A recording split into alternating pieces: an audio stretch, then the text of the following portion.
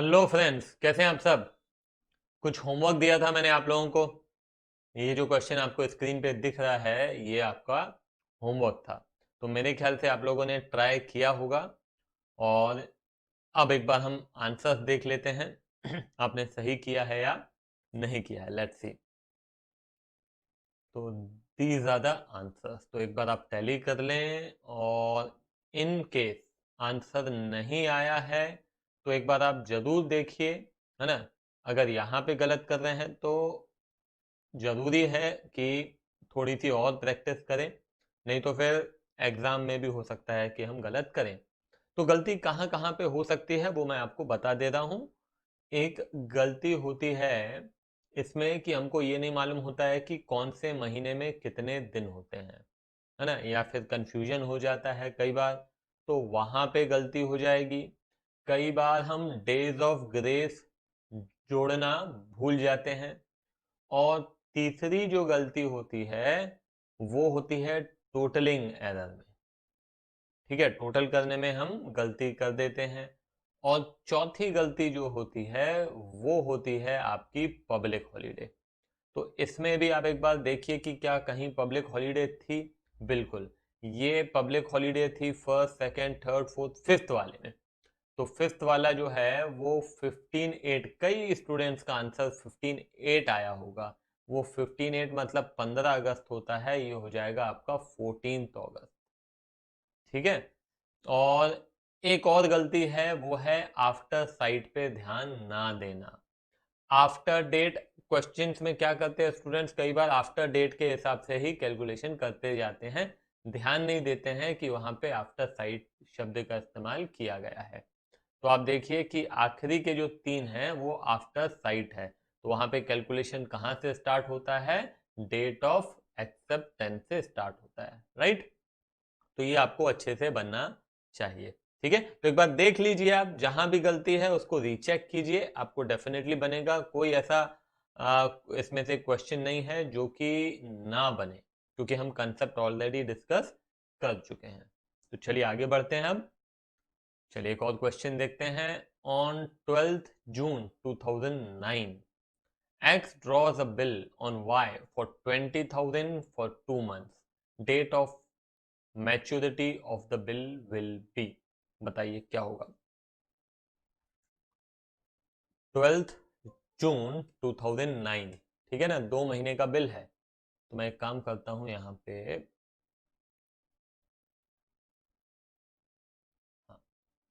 12 जून 2009, ठीक है।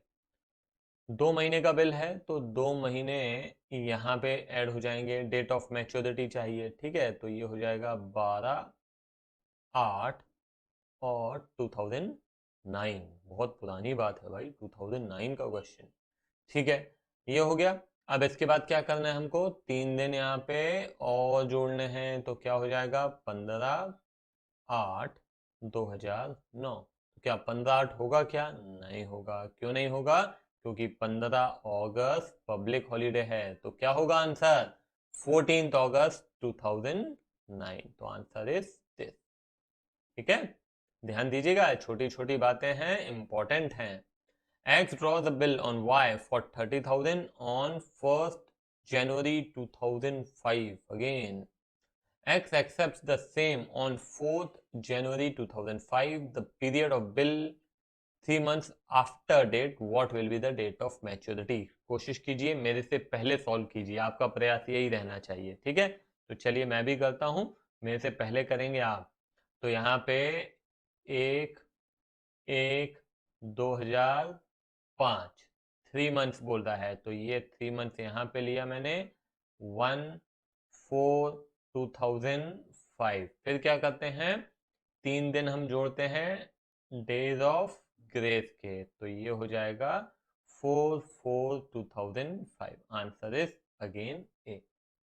चलिए एक और देखते हैं।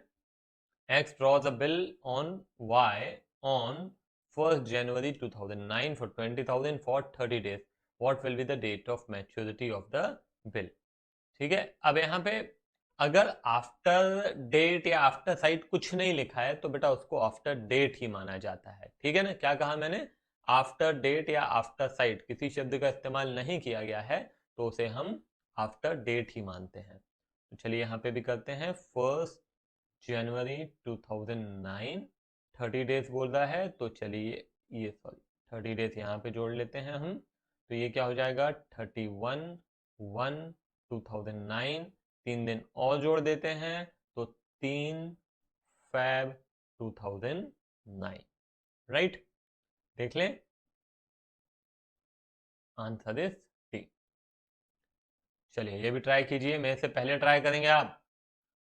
On 1st August 2009, X draws a bill for 30 days after site है, ध्यान देने वाली बात है, आफ्टर साइट होगा तो calculation will start from the date of acceptance. तो ये है 8/8/2009, ठीक है। तो कितने दिन लिखे हैं, 30 डेज लिखे हैं। तो सबसे पहले हमको मालूम होना चाहिए कि अगस्त में दिन कितने होते हैं। यदि आपको नहीं मालूम है तो सिंपल तरीका पहले भी बता चुका हूं, मुट्ठी बनाइए, जैन फेब मार्च अप्रैल मई जून जुलाई अगस्त, अगस्त मतलब 31 डेज, ठीक है। तो हमको जोड़ने हैं 30 डेज, यहाँ पे 8 दिन ऑलरेडी बीत गए हैं, 31 में से 8 बीत गए हैं, बाकी बचे कितने, 23। तो 23 डेज आप जोड़ दीजिए तो क्या आ जाएगा, 31 अगस्त 2009। अब इसमें हम क्या जोड़ेंगे, 8 दिन और जोड़ेंगे, ठीक है ना, सॉरी 7 दिन, 30 डेज है ना, तो 7 दिन हम और जोड़ देते हैं। तो ये 7 दिन और जोड़ दिया तो ये क्या हो जाएगा, 7, बोलिए 9/2009। क्या खत्म हो गया, नहीं बेटा, भूलना नहीं है, डेज ऑफ ग्रेस, तो ये हो जाएगा 10/9/2009। चलो देखें, आंसर इज बी, क्लियर है। चलो उसके बाद आते हैं, on 10th September 2007, X draws a bill on Y for 3 months for 20,000. 13 December was the sudden holiday. Date of maturity of the bill will be. यदि सडन हॉलीडे है तो payment कब होती है, एक दिन बाद।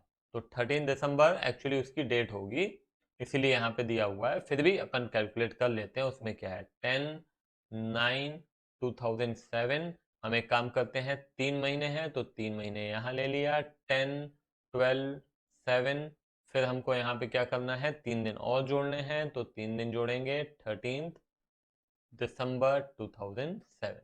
ये क्या हो गई, सडन हॉलीडे हो गई, तो पेमेंट कब होती है सडन हॉलीडे में, एक दिन बाद, मतलब 14th December, ठीक है।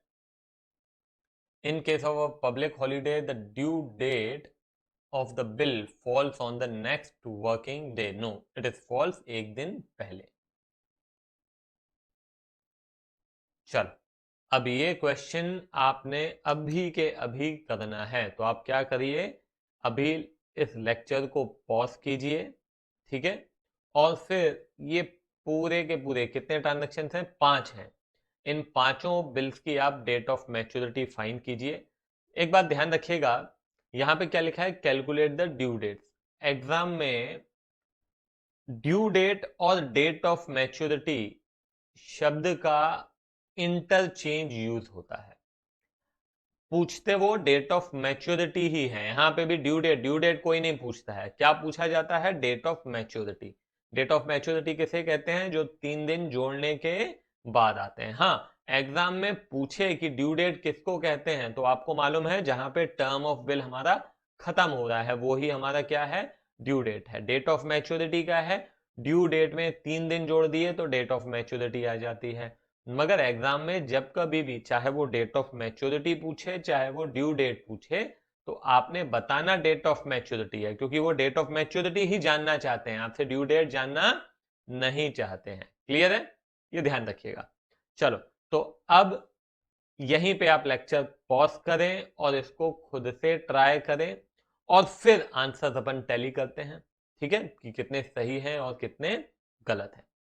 तो बस पॉज एंड देन स्टार्ट, उसके बाद कंप्लीट हो जाए आपका, फिर उसके बाद उसको रिज्यूम करें और देखें। तो चलिए देखते हैं, यहां पे सबसे पहले लिखा है 60 डेज, तो मैं यहाँ पे क्या कर रहा हूँ, 1 दिसंबर 2018, 60 डेज है, ठीक है ना। तो हम क्या करेंगे, 60 डेज में ये आपका डेज है, ये आपके मंथ हैं, और ये आपका ईयर है। तो मैं यहाँ पे क्या करूँगा, सबसे पहले यहाँ पे जोड़ूंगा। तो आपके नॉलेज में होना चाहिए कि दिसंबर में कितने दिन होते हैं, कितने होते हैं, 31। तो मैं सबसे पहले 30 दिन यहाँ पे जोड़ देता हूँ ताकि हमारा दिसंबर खत्म हो जाए। तो ये हो जाएगा 31, 12 एंड 18, दिसंबर खत्म हो गया।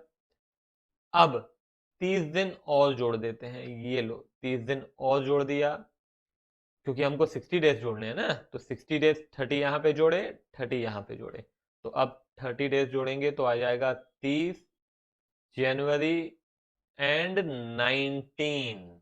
गलती करते हैं बच्चे, यहाँ पे ईयर चेंज हो रहा है। आप लोगों ने भी शायद गलत किया होगा, जितने भी स्टूडेंट्स ने खुद से अभी ट्राई किया है उसमें से कई स्टूडेंट्स ने यहाँ पे 18 ही लिखा होगा, जो कि गलत है, क्योंकि ईयर चेंज हो रहा है। यहाँ पे 31 दिसंबर 2018 था, है ना। जैसे अगले दिन से क्या हो जाता है, 19 लग जाएगा, ठीक है, ये हो गया।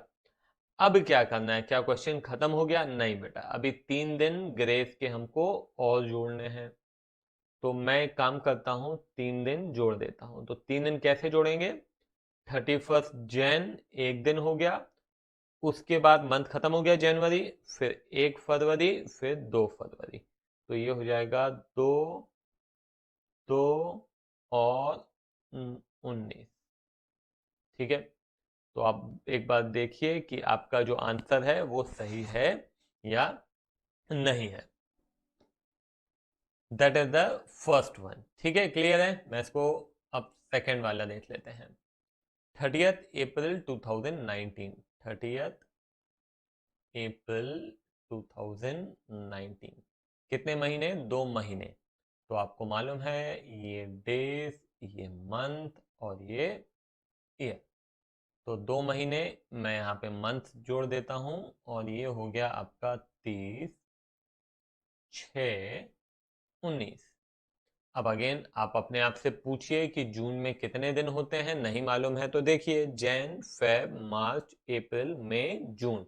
जून मतलब 30 दिन ही होते हैं। तो 30 दिन होते हैं, यहाँ पे अब मैं 3 दिन और डेज ऑफ ग्रेस जोड़ देता हूँ। तो ये हो जाएगा 3, 7 और 19, क्लियर है, ठीक है। तो ये हो गया आपका सेकंड आंसर, 3 जुलाई 2019। रब कर रहा हूं मैं यहाँ पे, ठीक है। चलिए अब आते हैं थर्ड वाले पे। 28 जनवरी, 28/1/2019, 1 मंथ बोल रहा है, तो यहाँ पे 1 मंथ मैंने यहाँ पे ले लिया, ठीक है। ये हो जाएगा 28/2/19। 3 दिन चलिए और जोड़ देता हूँ, तो ये हो जाएगा 3/3/19, ठीक है। 3rd of March 2019, क्लियर है, कोई दिक्कत है।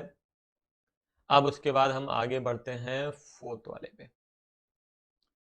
23rd, 23rd नवंबर एंड 18, कितना है, 2 महीने हैं, ठीक है। तो 2 महीने हैं, मैं यहाँ पे 2 महीने जोड़ देता हूँ, ये लीजिए। तो ध्यान रखिएगा, नवंबर, ठीक है, एक महीना हो जाएगा 23rd दिसंबर, फिर उसके बाद आ जाएगा आपका जनवरी। तो ईयर चेंज हो जाएगा, ध्यान दीजिएगा, यहाँ पे गलती होती है। तो 23rd, January एंड 19, ठीक। उसके बाद 3 दिन और जोड़ देंगे, तो चलिए 3 दिन और जोड़ दिए, तो हो जाएगा 26/1/19, 26 जनवरी, भूलिएगा मत, अगेन पब्लिक हॉलीडे। तो क्या हो जाएगा, ये हो जाएगा 25/1/2019, क्लियर है ये भी, ठीक है। फिर आते हैं अपन 5th वाले पे, 29th, 5 एंड 18, 4 मंथ्स कह रहा है। तो मैं सीधे यहाँ पे मंथ्स में आ जाता हूँ, 29, 9 एंड 18। ठीक है, ये 4 महीने हो गए। 3 दिन चलिए और जोड़ देते हैं। सितंबर में कितने दिन होते हैं? वैसे 30 दिन होते हैं, मगर आप देख लो अगर दिक्कत है तो। जैन, फेब, मार्च, अप्रैल, मई, जून, जुलाई, अगस्त, सितंबर। ठीक है, तो एक दिन यहाँ पे और जुड़ेगा तो सितंबर खत्म हो जाएगा। उसके बाद लग जाएगा अक्टूबर, तो 2 अक्टूबर एंड 18। अगेन बेटा भूलना नहीं है आपको कि 2 अक्टूबर गांधी जयंती है, तो ये हो जाएगा आपका 1 अक्टूबर एंड 2018। क्लियर है ये बात? ठीक है, तो कितने सही हैं कितने गलत हैं वो आपको मालूम है। इसकी प्रैक्टिस कर लीजिए एक बार अच्छी से, अगर अभी भी दिक्कत जा रही है। काफ़ी सारे क्वेश्चंस हालांकि हम लोगों ने ऑलरेडी कवर कर लिए हैं, एग्जाम में ऐसा क्वेश्चन डेफिनेटली आ सकता है। ठीक है, तो चलिए यहीं पे ख़त्म करते हैं। अगले लेक्चर से हम स्टार्ट करेंगे कुछ जर्नल एंट्री। चलो, बाय बाय।